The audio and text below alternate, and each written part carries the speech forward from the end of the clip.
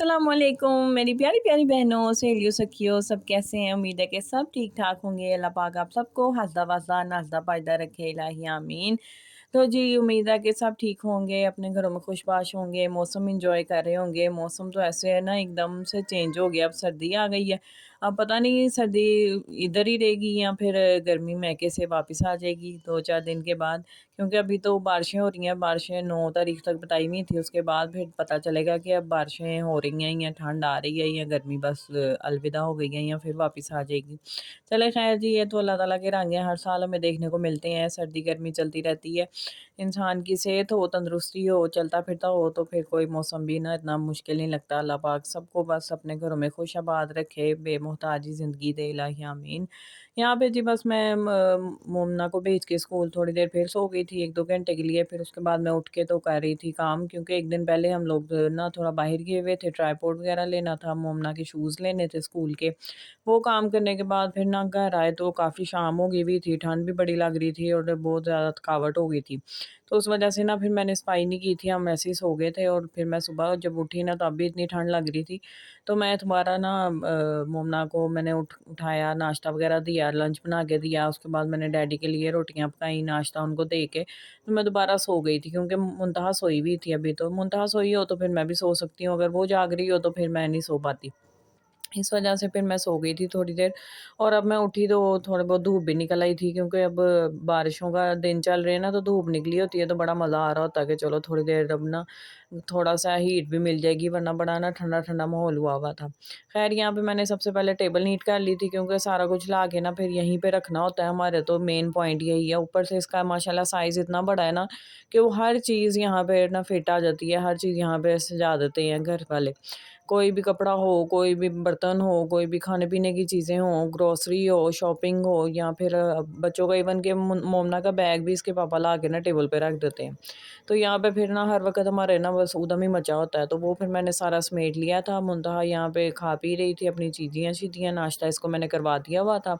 और फिर मैं यहाँ पे ना समेट रही थी शॉपिंग बैग, यहाँ पे सारे पड़े हुए थे, ये शॉपिंग के नहीं थे, ये पुराने पड़े हुए थे। मैं ना इनको ना तह लगा के ना अच्छे से सीधे करके तो मैं इनको बेड के नीचे रख देती हूँ, मैट्रेस के नीचे, तो वो सीधे रहते हैं। फिर जब कहीं ज़रूरत हो ना थोड़े बड़े बैग की, तो वो यहाँ से फिर मिल जाते हैं। तो रात को हम लोगों ने ना चूही की वजह से ना बेड को थोड़ा उठाया था, उसका गद्दा वगैरह उठा के देखा था, पतीले वगैरह भी बाहर इसीलिए आपको नज़र आ रहे हैं कि मैंने बेड के नीचे पतीले रखे होते हैं। तो हमें ना खट-खट की आवाज़ें सारी रात आ रही थी, तो हम लोग ना डिस्टर्ब हो रहे थे। तो मैंने कहा पता नहीं बिल्ली है या चूहा है, क्या है समझ नहीं आ रही। फिर इसके पापा ने कहा कि देखते हैं, फिर लाइट-वाइट देखा तो बिल्ली तो नहीं थी, तो चूहियाँ भी नहीं नज़र आ रही थी। फिर ना मैंने इनको कहा कि आप पतीले बाहर निकाल दें ताकि जगह बने, तो फिर पता चलेगा कि क्या है। वो फिर पतीले बाहर निकाले तो उसके ढक्कन के नीचे ना 2 छोटी-छोटी चूहियाँ फँसी हुई थी, वो फिर निकली भागी।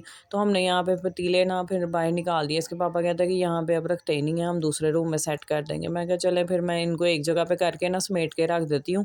फिर जब ये उठेंगे तो फिर खुद ही दूसरे रूम में ना सेट कर देंगे।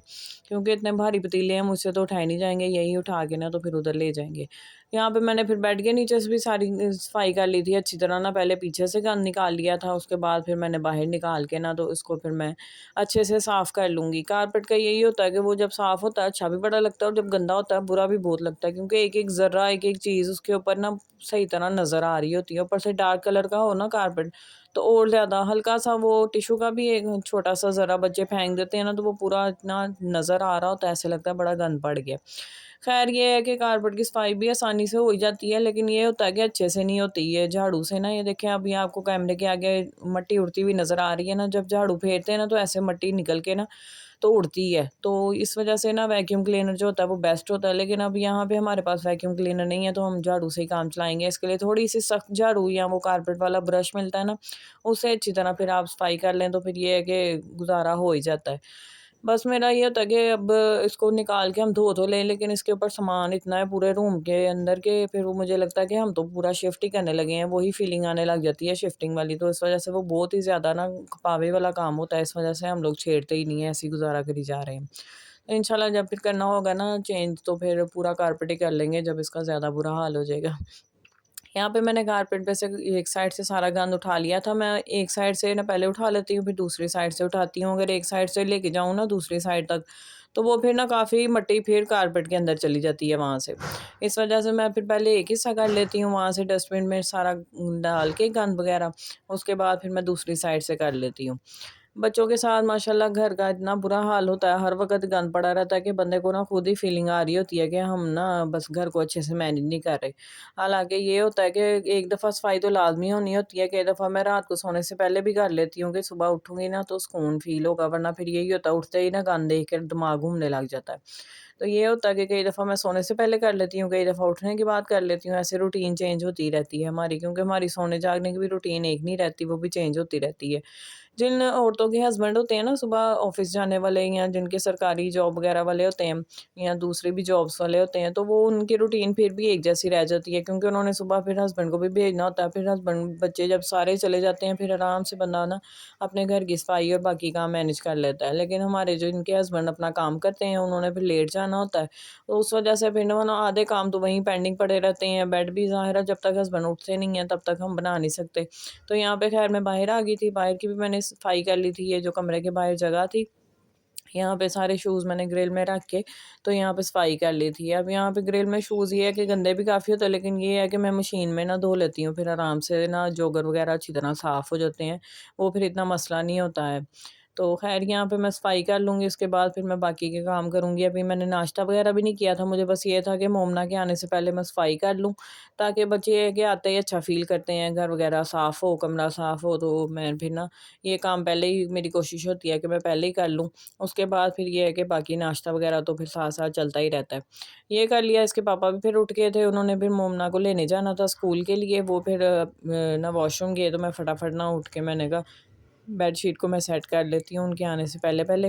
यहाँ पे फिर चादरें भी अब आपको पता है ये अलहदा खलारा होता है सर्दियों का, कंबलों, चादरों का, वो भी अब माशाल्लाह शुरू हो गया है। अब चादरें भी तह लगानी पड़ा करेंगी और कंबल भी समेट के रखने पड़ेंगे, और खलारा पड़ा ही रहता है फिर बेड पे ना। ख़ास तौर पे जब ज़्यादा सर्दी आ जाती है तब तो बंदे ने बैठना भी कंबल में होता है, अभी तो सिर्फ़ सोने के टाइम बंदा चादर लेता है, बाकी सारा दिन तो ऐसे ही गुज़ारा हो ही जाता है।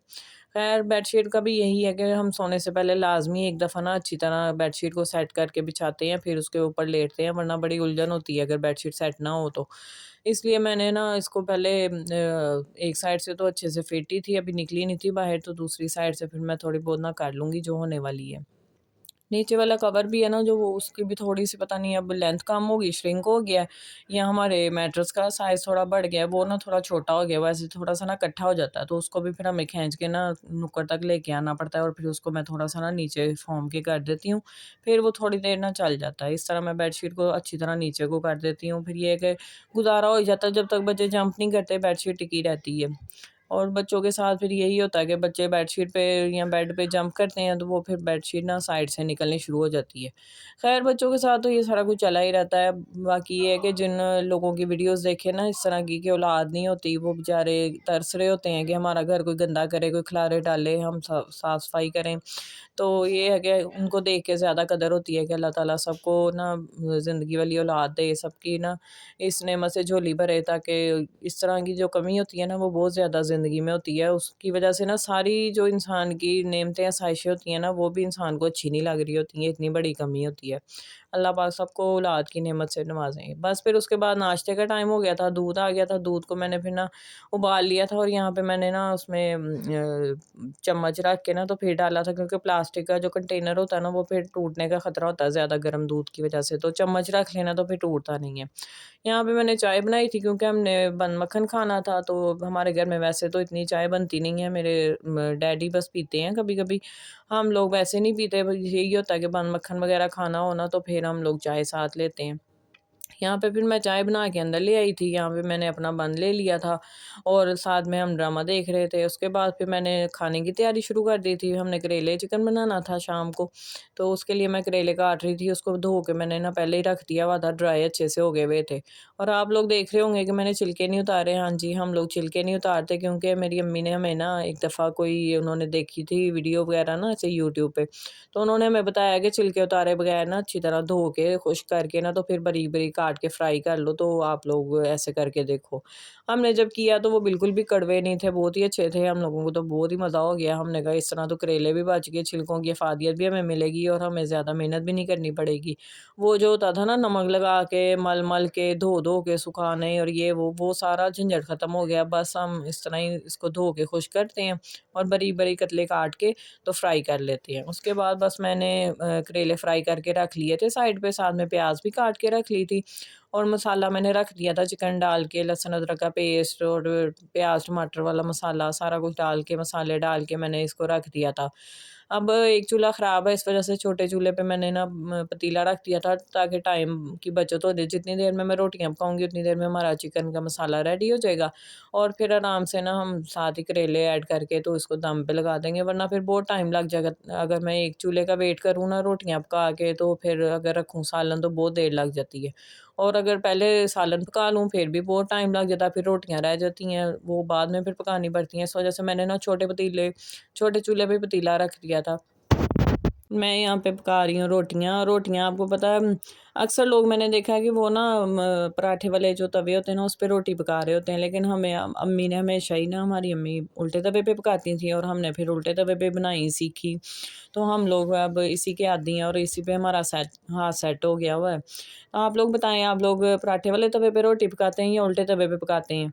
मैंने अक्सर लोगों को देखा है उनकी रोटी ना मोटी होती है इसी वजह से, क्योंकि वो पराठे वाले तवे पे पकाते हैं रोटी, तो उसमें ना रोटी जो श्रिंक होके ना इकट्ठी हो जाती है। तो ये वाले तवे पे यही है, सही रहता है कि ना रोटी श्रिंक नहीं होती, जितनी पतली आपने डाली होती है ना तवे पे उतनी पतली रहती है। तो उस वजह से रोटी भी बड़ी अच्छी पतली सी बनती है।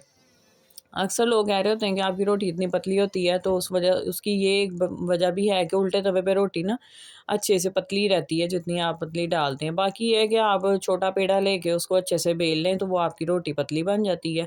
अब आप पेड़े को इतना बड़ा लेंगे पराठे के साइज़ का, तो ज़ाहिर है फिर रोटी तो आपकी मोटी बनेगी। आपने अब उसको बेलना तो उतना ही है ना जितना आपके तवे पे पूरा आ सके। तो यहाँ पे बस हमारी रोटियाँ भी हो गई थी, फिर मैंने चिकन भी हमारा हो गया, उसमें से मैंने थोड़ा-सा सालन निकाल लिया था अपने और बच्चों के लिए, क्योंकि मेरा भी करेले खाने को दिल नहीं कर रहा था और बच्चों ने भी नहीं खाने थे। तो बस फिर मैंने सालन निकाल के अंदर ले आई थी, बच्चों को खाना-शाना दिया और प्याज़ और करेले डाल के दम पे रखाई थी उसको, ताकि वो उतनी देर में ना दम लग जाएँगे और अच्छे से सेट हो जाएँगे। यहाँ पे हमारी मुन्नी नमाज़ पढ़ रही थी और कह रही थी मेरी वीडियो बनाएँ, मैं नमाज़ पढ़ती हूँ। मैंने कहा अच्छा मैं वीडियो बनाती हूँ। चलें जी, अब मैं आपके साथ लंबे व्लॉग भी शेयर करूँगी क्योंकि ट्राइपॉड आ गया मेरे पास। अब मैं इंशाल्लाह आपके साथ ना लॉन्ग वीडियोज़ शेयर किया करूँगी। पहले तो मैं ज़्यादा शॉर्ट ही कर रही थी। तो आप लोग मुझे बताइएगा कैसी लगी आपको मेरी वीडियो। तो मिलूँगी आपसे मैं किसी नेक्स्ट अच्छी-सी वीडियो के साथ और आपको अपने पौधे भी दिखाऊँगी। तो आप इंटरेस्टेड हों तो चैनल को सब्सक्राइब कर लें। मिलूँगी नेक्स्ट। अल्लाह हाफ़िज़।